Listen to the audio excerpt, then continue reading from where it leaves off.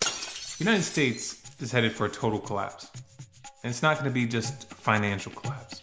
Financial collapse is a huge part of the equation, obviously, but there's much more to this picture.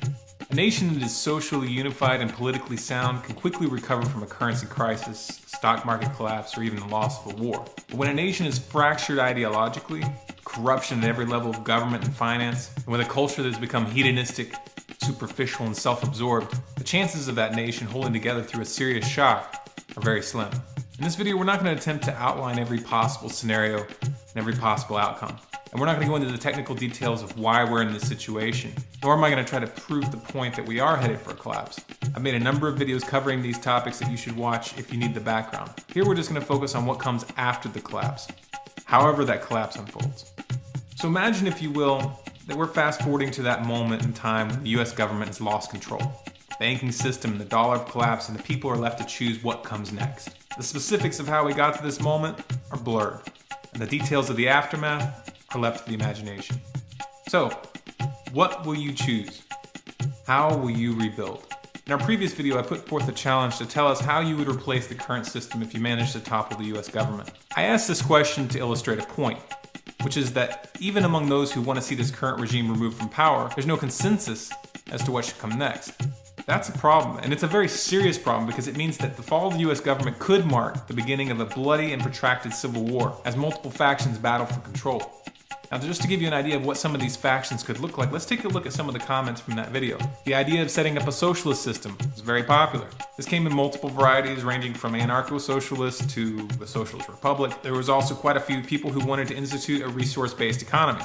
Some people thought that the answer was to put Ron Paul in charge. To be honest, I'm not convinced that Ron Paul would actually want that job. We have a few anarchists and voluntarists who want to have a society where people aren't ruled over by government at all. We had some that said that the system is fine as it is and doesn't need to be changed. And we had quite a few who proposed that we revert back to the Constitution or restore the Constitution, though it's a little bit unclear as to what that would entail. Some people came right out and said that they would prefer to revert things back to the way they were at the 1700s, which, though unrealistic, is actually the clearest of the reversion proposals, because at least then we know what we're reverting back to. Many others say restore the Constitution, but restore to what? The very first version, where blacks were only considered 3/5 of a human and only land-owning white males could vote? Or do we move it a little farther forward to make these concessions but stop before we get to the 16th Amendment, which sets up the federal income tax?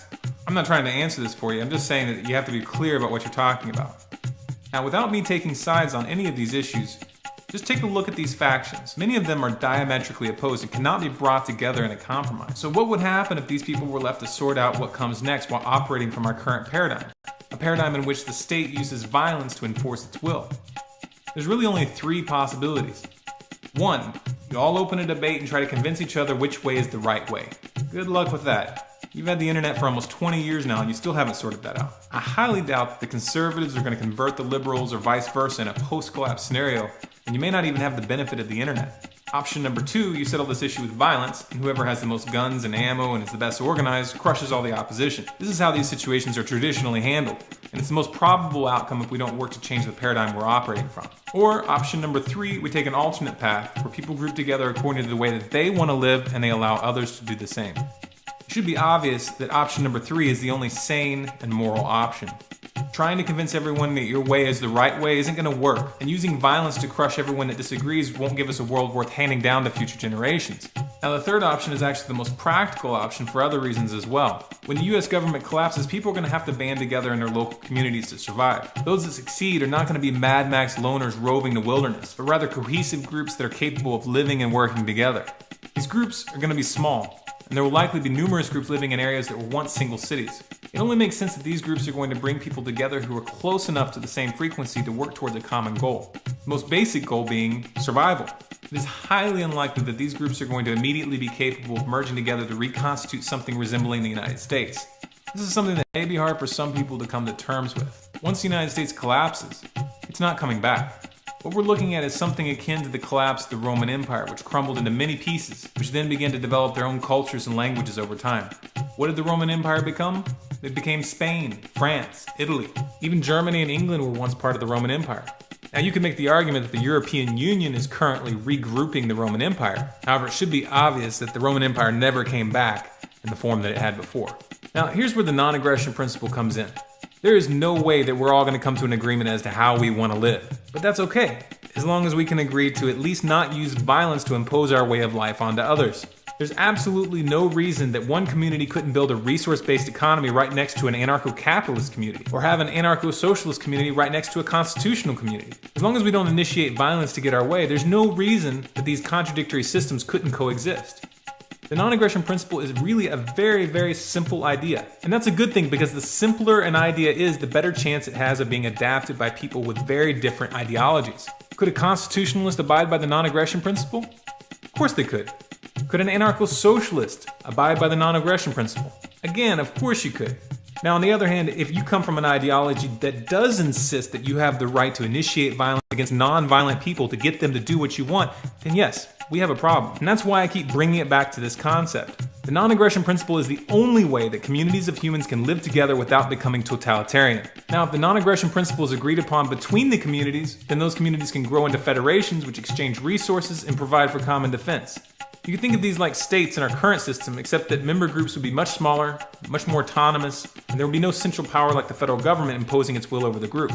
If you organize like this, then you wouldn't need to come up with a single right way to live. We could each choose how we want to live and let others choose what they want. If the community down the road wants to try out socialism, then great, have at it, as long as they don't try to push it on their neighbors. If you really think about it, this is the only sane way to organize when a population is culturally divided. An additional benefit of this approach is that rather than monoculture culture, which is what we do right now, you would actually have a choice. You would have real diversity of systems, and we could let these experiments play themselves out and find out what works. And maybe, just maybe, somebody will come up with something that works better than what we have right now. What I'm talking about here is dealing with culture the way we deal with technical inventions. When something works, it's imitated. When something fails, we don't all have to repeat those mistakes. The problem with our current paradigm is we force everybody into the same experiment. So when one experiment fails, the whole system fails.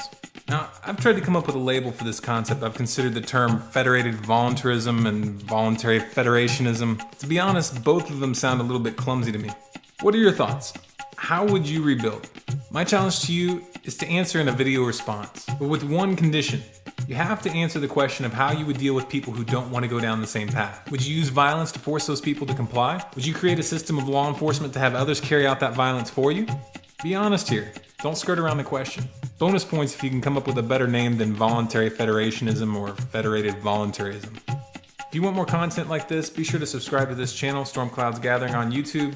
For lots of other bonus content, be sure to follow us on Facebook at facebook.com/stormcloudsgathering and on Twitter at Collapse Updates.